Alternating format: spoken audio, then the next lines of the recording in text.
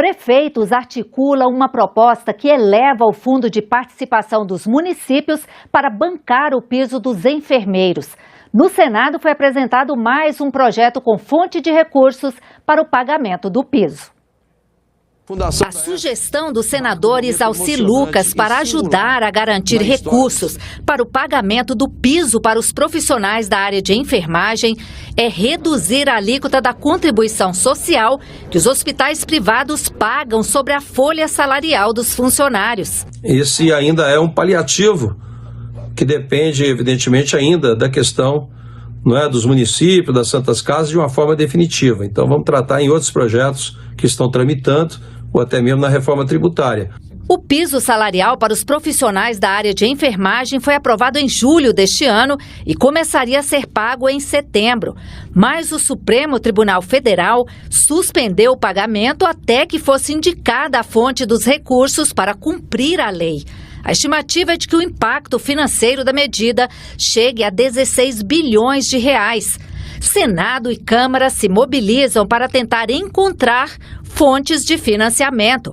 Os senadores discutem várias propostas e já aprovaram um projeto que permite realocar recursos que estavam em fundos estaduais e municipais de saúde e assistência social para pagar o piso da enfermagem. O texto será analisado agora pela Câmara.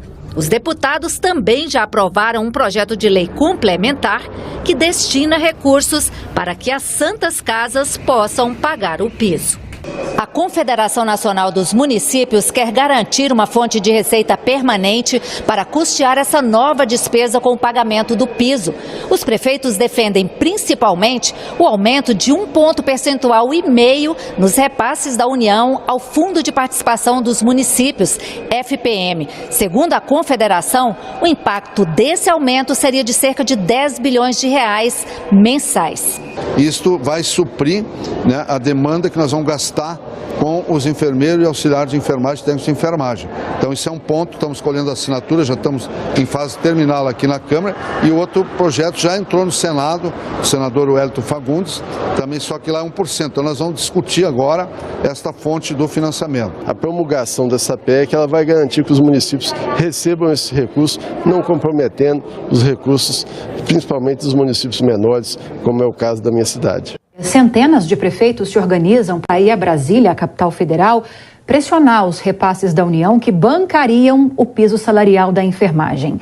A Marília Sena tem informações para a gente.